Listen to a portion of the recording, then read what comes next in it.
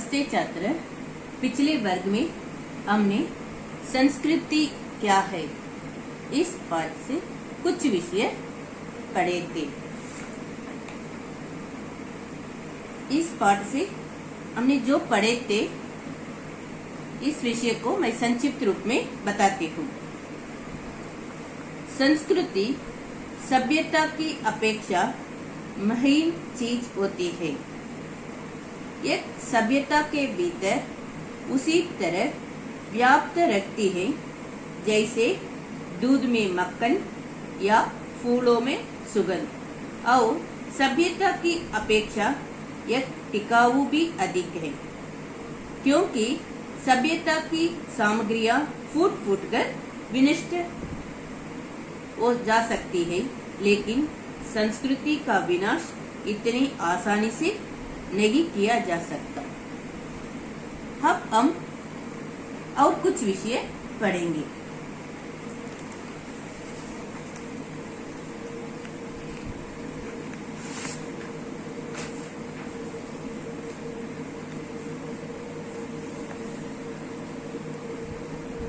अब हम संस्कृति के बारे में और कुछ विषय पढ़ेंगे। एक बात और है कि किस सभ्यता के उपकरण जल्दी से बटोरे भी जा सकते हैं, मगर उनके उपयोग के लिए संस्कृति चाहिए।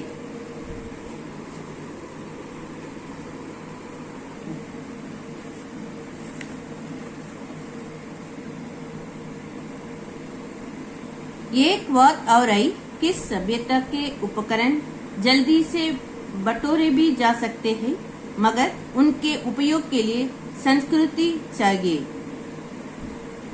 एक बात, इस सभ्यता के उपकरण जल्दी से बटोरे के जाते एकत्र करना। सभ्यता का उपकरण क्या कर सके, जल्दी से बटोरे भी जा सकते हैं, लेकिन उनके उपयोग के लिए क्या चाहिए, संस्कृति चाहिए। वक्त तुरंत नहीं आ सकती। सभ्यता का उपकरण जल्दी से क्या कर सके, एकत्र करना। बटोरे करते एकत्र करना, बटोरे भी जा सकते हैं, लेकिन उनके उपयोग के लिए संस्कृति चाहिए, लेकिन वक्त तुरंत नहीं आ सकती। जो आदमी अचानक धनी हो जाता है या एक व एक किसी ऊंचे पद पर पहुंच जाता है, इसके लिए उदाहरण कहते हैं कि एक आदमी अचानक धनी हो जाता है और एक बार एक किसी ऊंचे पद पर पहुंच जाता है। उसे चिढ़ाने के लिए अंग्रेजी में एक शब्द अपस्टार्ट ऐसा कहते हैं। एक आदमी अचानक क्या हो सके, धनी हो जाता है या एक व एक किसी ऊंचे पद पर पहुंच जाता है। इसके लिए अंग्रेजी में एक शब्द को प्रयोग करते हैं, अपस्टार्ट ऐसा कहते हैं। अपस्टार्ट को लोग बुरा समझते हैं, ऐसा बुरा समझते हैं और बुरा नहीं समझते हैं। इसका कारण बताते हैं। इसलिए बुरा नहीं समझते कि इसे बुरा नहीं समझते ना, इसका कारण है अचानक धनी हो जाना या एक ब एक किसी ऊंचे पद पर पहुंच जाना कोई बुरी बात है, बुरा नहीं समझते। इसका कारण है अचानक धनी हो जाना, एक ब एक किसी ऊंचे पद पर पहुंच जाना क्या नहीं है, कोई बुरी बात है नहीं, लेकिन इसलिए कि धनियों तथा ऊंचे ओहदे वाले की जो संस्कृति है वह तुरंत सीखी नहीं जा सकती। ये अचानक धनी हो जा सकते हैं और एक बार एक किसी ऊंचे पद पर पहुंच सकते हैं, लेकिन धनियों अब ऊंचे ओहदे वालों की माने पद वालों की वालों की संस्कृति, जो संस्कृति है वह तुरंत सीखी नहीं जा सकती। इसलिए ऊंचे पद पर पहुंचा हुआ व्यक्ति यदि पगले से अधिक विनयशील नहीं हो जाए,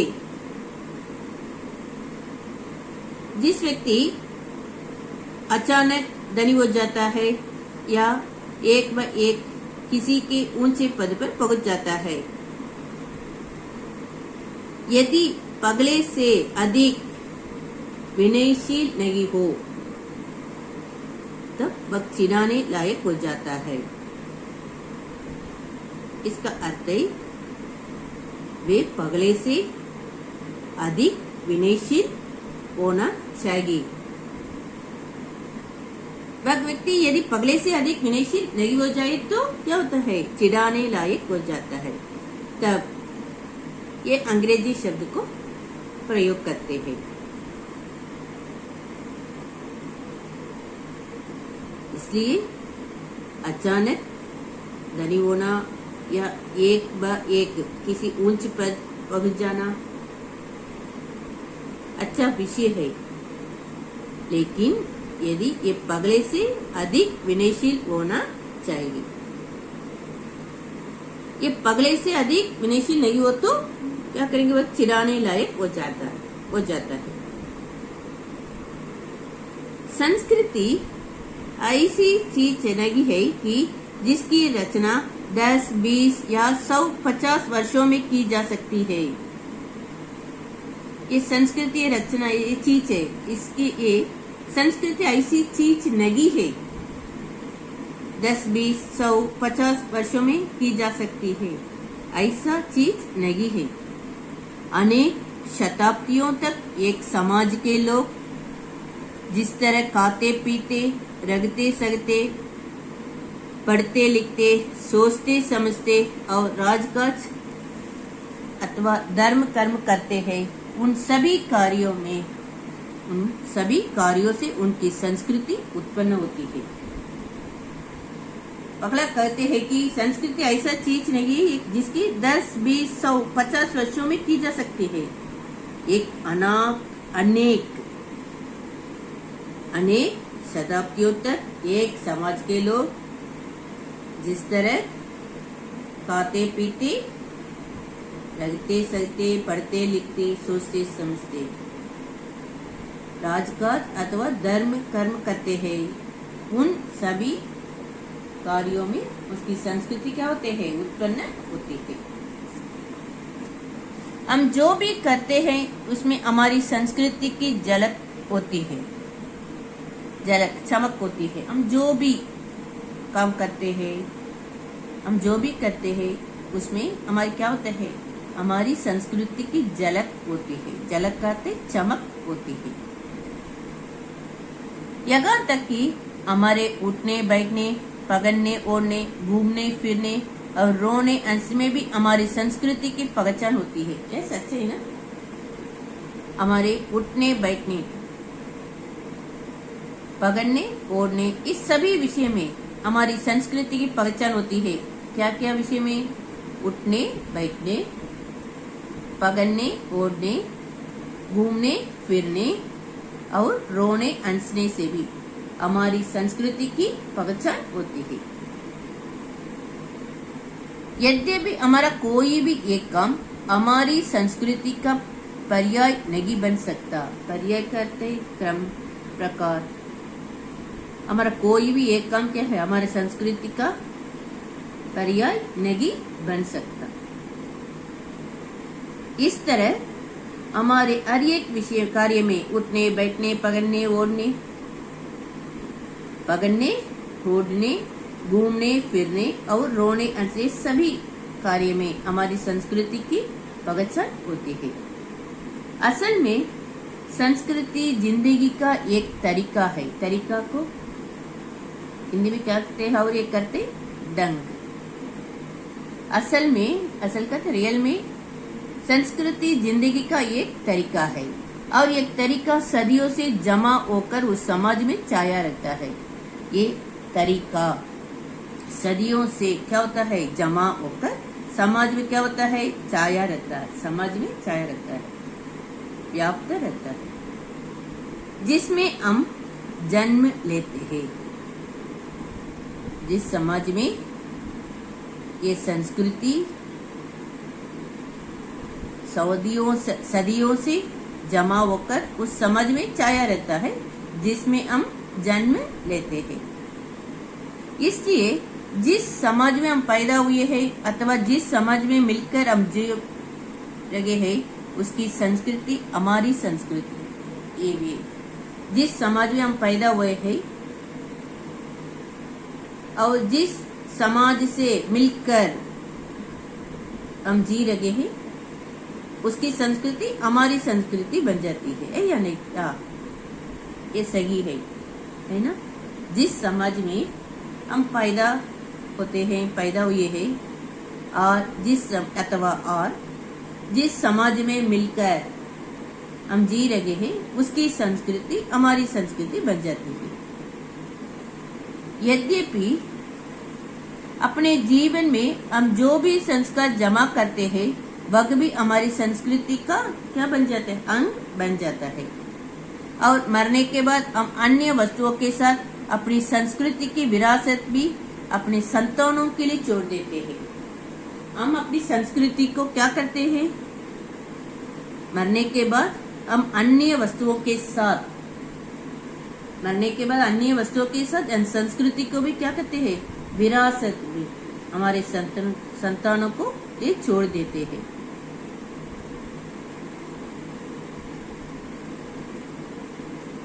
मरने के बाद हम अन्य वस्तुओं के साथ अपनी संस्कृति की क्या करते हैं, विरासत भी अपनी संतानों के लिए छोड़ देते हैं। इसलिए संस्कृति वह चीज मानी जाती है जो हमारे सारे जीवन को व्यापे है तथा जिसकी रचना और विकास में अनेक सदियों के अनुभव का अर्थ है। बल्कि संस्कृति हमारा पीछा जन्म जन्मांतर तक करती है। मरने के बाद भी संस्कृति हमारा पीछा जन्म जन्मांतर तक करती है। अपने यहाँ एक साधारण कहावत है, जिसका जैसा संस्कार है उसका वैसा ही पुनर्जन्म भी होता है। एक उदाहरण है, जब हम किसी बालक या बालिका को बहुत तेज पाते हैं, बहुत होशियार पाते हैं, तब वह अचानक हम क्या करते हैं, अचानक ही कह सकते हैं कि यह पूर्व जन्म का संस्कार है, परिणाम है, ऐसा कहते हैं। जब हम किसी बालक या बालिका, ये क्या बालक बालिका बहुत होशियार है, तब उन बालक को देखकर या बालिका को देखकर हम अचानक ही कह सकते हैं कि यह पूर्व जन्म का संस्कार है, संस्कार का परिणाम होता है, ऐसा कहते हैं। यह पूर्व जन्म का परिणाम है। संस्कार या संस्कृति असल में शरीर का नहीं, आत्मा का गुण है। इस तरह संस्कृति, संस्कार या संस्कृति ये शरीर का नहीं, ये आत्मा का गुण है। ये किसका गुण है, आत्मा का गुण है, ये शरीर का गुण नहीं है। जबकि सभ्यता की सामग्रियों से हमारा संबंध शरीर के साथ की छूट जाते हैं। जबकि सभ्यता की सामग्रियों से हमारा संबंध शरीर के साथ ही छूट जाता है, तब भी हमारी संस्कृति का प्रभाव हमारी आत्मा के साथ जन्म जन्मांतर तक क्या होता है, चलता रहता है। सभ्यता की सामग्री क्या होता है, हमारा संबंध शरीर के साथ ही क्या होता है, छूट जाता है। लेकिन संस्कृति का प्रभाव हमारे आत्मा के साथ क्या होता है, जन्म जन्मांतर तक चलता रहता है। अब मैं ग्रह कार्य देती हूँ। अब ये अनुच्छेद पढ़े है ना, 2 अनुच्छेद पढ़े, इसमें एक अनुच्छेद को अच्छी तरह एक बार लिखो। ये ही ग्रह कार्य है, अच्छी तरह लिखो। धन्यवाद।